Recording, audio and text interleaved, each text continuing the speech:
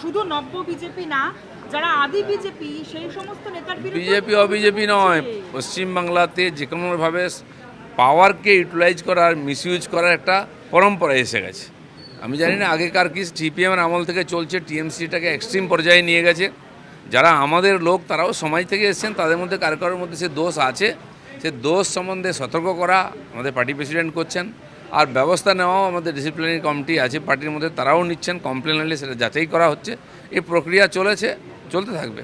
বিজেপির অন্যতম মার্গদর্শক দিলীপ ঘোষের কাছে এই ধরনের কোনো অভিযোগ, কোনো কর্মী, নিচুতলার কর্মীরা যারা দিলীপ ঘোষের নেতৃত্বে একাধিক বছর ধরে মার খেয়ে গেছে, তারা কেউ অভিযোগ করছে দিলীপ ঘোষের কাছে যে পাড়ায় তোলাবাজি করছেন? আমার কাছেও কমপ্লেন আসছে।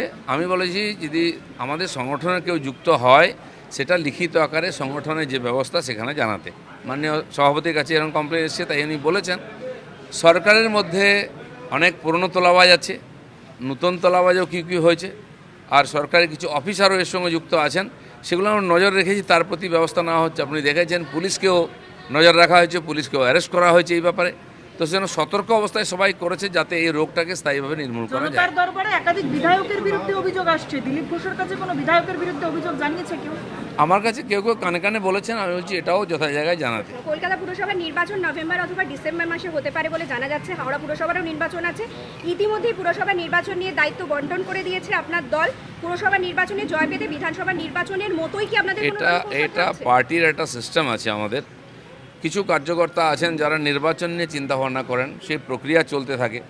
নির্বাচন এলেই তার জন্য সংগঠনের তরফ থেকে বিশিষ্ট কার্যকর্তাদের দায়িত্ব দেওয়া হয় এবং তারা সেটা নিয়ে এগোতে থাকেন। দুটোই সংগঠন তার কাজ করতে থাকে, নির্বাচনের জন্য প্রস্তুতি চলতে থাকে। সংগঠনের কার্যকর্তাদের প্রশিক্ষণ এখন চলছে, বুথ থেকে জেলা স্তর পর্যন্ত চলছে, এবারে প্রদেশ স্তরে হবে। এটা বিজেপির সিস্টেমের মধ্যেই আছে। বাকি যারা সরকারে গেছি আমরা, তারা সরকারের উন্নয়নের কাজ করছি। দিলীপ ঘোষের কাছে গান বা অভিনয়ের কোনো আবেদন এর মধ্যে এসেছে? রাজনীতিতে অভিনয়টা কি কম হচ্ছে নাকি? তারপর আবার আলাদা করে করতে হবে? গান অলরেডি আমি গেয়েছি লোকের অনুবাদে, আপনার অনুরোধেতে। তো আমি চাই না বেশি গান টান গাইতে, কারণ আগের মুখ্যমন্ত্রীর গান শুনে অনেকে শরীর খারাপ হয়েছিল, সেটা হোক আমি চাই না। পঞ্চায়েত দপ্তরের ঘুঘুর বাসাগুলো ভাঙতে পারলেন? আমি চেষ্টা করছি যেন জেলায় গিয়ে যারা আমাদের কর্মচারী আছেন, একটা জেলা 500-600 জনকে নিয়ে মিটিং করছে, ডিএম থেকে পঞ্চায়েত এক্সিকিউটিভ অ্যাসিস্ট্যান্ট সেক্রেটারি পর্যন্ত। আর বিশেষ কোনো খবর হলে সে ব্যাপারে চেষ্টা চলছে। তো প্রায় 12-14 বছর ধরে যে অব্যবস্থা, ইনডিসিপ্লিন চলেছে, আর কাজ না করার মানসিকতা, কাজ শেখার মানসিকতা নাই, এটাও যাতে সমাধান হয় তার জন্য স্থায়ীভাবে আমরা ব্যবস্থা রাখছি।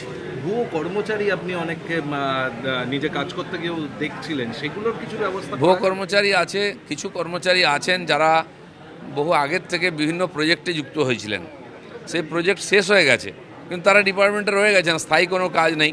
যেমন যেমন ডিপার্টমেন্টে কাজ আসে তাদেরকে আমরা কাজে লাগাই। কোনো লিখিত পরিচিত নিশ্চিত করে 1 লাখের মতো এরকম কর্মচারী আছেন যারা স্থায়ী নয় কিন্তু ডিপার্টমেন্টের সঙ্গেই আছেন। আর কিছু কর্মচারী, তারা কর্মচারী নয়, আইপ্যাকের তরফ থেকে তাদের ঢোকানো হয়েছিল, তারাও সিস্টেমের মধ্যে আছেন।